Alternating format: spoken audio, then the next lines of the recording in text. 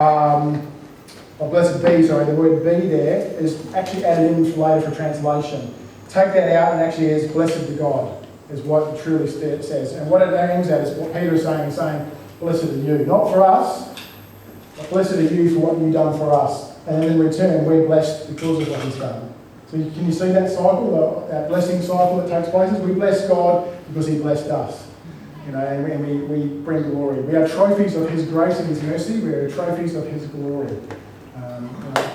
Don't forget that a righteous judge could not let us get off scot-free. Someone had to pay the penalty, and that penalty was Christ. And that's where the hope is, right in the central of this. So if you're sharing this faith with somebody else, I hope that you'll get the same passion. Blessed be God, for I am saved. Blessed be the Father, for you can be saved if you're speaking with somebody. And if you're witnessing to someone, is it no wonder that sometimes we don't get a good reaction when we're speaking the gospel to someone because we just talk about it like it's a TV show that happened last night, or we get more excited when we watch the footy. We get more excited when we see our kids perform well. And this is the thing, we should be the most excited about this. Every time we speak about it, it should well up inside us and it should come forth out of there. And why? As we've heard this morning, what God has done for us through his Son, Jesus Christ. Peter adores God and pleads with us to do likewise. And we've been adopted into the family, guys. We're joint heirs with Christ. Isn't that great? Not only have we been restored, but we've been adopted in. We can call him, as in the verse says, Father. And we know that Jesus, apart from when he hung on the cross, when Jesus said, my God, why have you forsaken me? And God turned his back. Is because he was his dad. Everywhere else is called Father, or Abba Father, which means daddy. And we've got to be careful we don't get disrespectful with that. We don't place our earthly father with that mindset on our God. He's still God, but he's our Father. And we can take great joy in calling him Dad, calling him Father for what has happened. We're joint heirs. We've been made right with him, don't have to go to hell, be with God forever, and also joint heirs.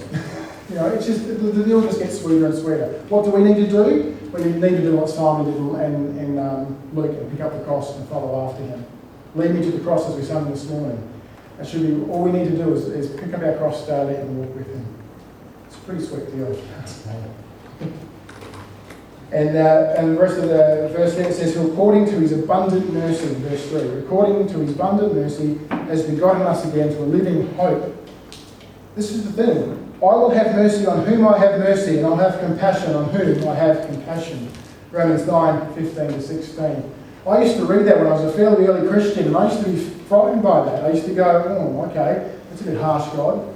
But as I've grown and as I've searched the scriptures and after searched God's heart, I realised that is such a beautiful and wonderful thing. Because you know why? It's a gift from God. Nothing that I have done to deserve it, his mercy. Nothing that I have tried to achieve. There's no hoops that I need to go through, like some other religious organisations will have you do. Do this, and this. Confess this to this person here and say a couple of prayers and you're made right for the week. No, it's not that at all. It's a gift. I'll have mercy on whom I'll have mercy. I'll have compassion on whom I'll have compassion. The beauty about mercy that is no one has earned it. Not one of us in this room can say, I've earned my mercy. We know. We just go back to Luke's account of what we did to the Son of God. Look what we did to the Son of God. We shoved toilet paper in his mouth. We murdered him. Sorry. No, that's true. But that's the way we look at it, isn't it? It is quite a funny thing, because why would God then want to turn around and bless us? Why would God want to turn around and give us salvation? Why would he do it? He wouldn't. That's just the thing. I wouldn't do it. I'm sorry, if you shove toilet paper in my mouth, I ain't forgiving you. This is something I have. You see, because there's no trickery or coercion on our part. We don't try and trick the Father into giving us mercy. He just gives it to us as a gift. There's nothing that needs to be done on it. And the Bible says that he is rich in mercy. So not only does he give mercy to whom he gives mercy, if you're receiving that mercy and you're a son or daughter of Christ or of God, he'll give you rich mercy. Fullness of his mercy. The absolute maximum of his mercy to you.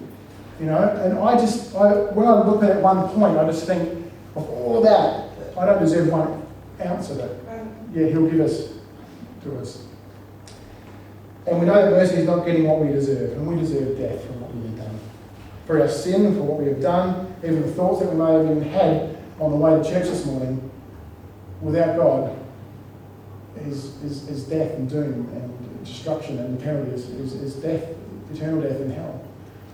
But remember the thing in 1 John, that whilst we are still sinners, if we have sinned, and we say we don't sin, and the truth is not in us, and we're a liar. So we know that we're a sinner, but as we spoke about last week, we looked at Peter, and his first name was Simon, the old Peter's name was Simon, and as he was growing in the Lord, we saw less of the old nature, Simon, and we saw the new nature, Peter, coming through. And likewise for us too. So if you haven't got it all perfect to get today, that doesn't matter, you're not supposed to. But we start getting better. It's like in a relationship. For us, if we don't know Christ, and we don't have an understanding of him. And this is the problem. I just want to go back to this. The mercy is bestowed upon us. What I want to quickly look at is, from our perspective, is where we get a bit nerd, is what happens with us. Sometimes we think that we know Christ and we actually don't. This is where it gets murky. Okay? And I say this because in Matthew 7 it says to us that, "Depart from me, you workers of iniquity, I knew you not." Now these are people who are professing to be Christian and they're not. The reason why I want to talk about this is because there's a lot of fear around this.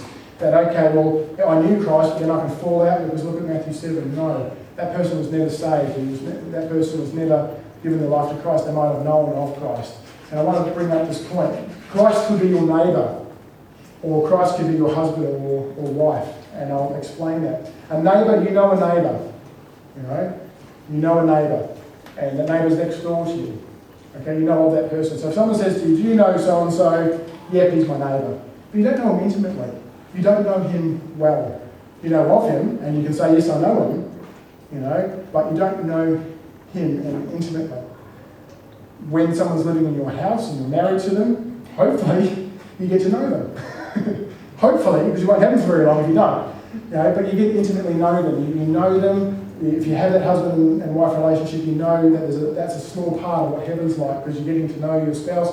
When you get to know each other and you love each other, you don't want to do anything wrong by each other. You're not bound by a set of laws. You don't go, "Oh, gee, I said for better or for worse. That's helped me off. Gee." It's a natural thing that we do because we love that person. That law has gone away. We just do it because we love that person. And as we do that, we grow with that person, we become a little bit like them. I notice myself saying things that Mel would say, and doing, which is scary. But you know what, and we finish off each other's sentences, all those dorky things that you see in movies does take place. Because you know that person and you intimately know them, you know what they're thinking, you know how they're feeling, and you intimately know them. So today, is Christ your neighbour, or does he live in you and you in him? That's my question. A lot of people will say, "Yeah, I know Christ. I pray to him every so often. I talk to him once a year, or twice a year." And I'm saying, if you did that with a spouse or a husband or wife, you'd be gone. Yeah, that's it. Yeah, it's hatched, batched, and dispatched. Yeah. That's the 3 times that people sometimes get to go to know God. So the reason why I say this to you, because if you do know intimately Christ, your salvation is held by Christ. None has he let go. None has he lost for those who are in his hand. And I think that we need to understand that. And the beauty about that is, as John MacArthur puts it, divine mercy takes the sinner from misery to glory, and divine grace takes him from guilt to acquittal.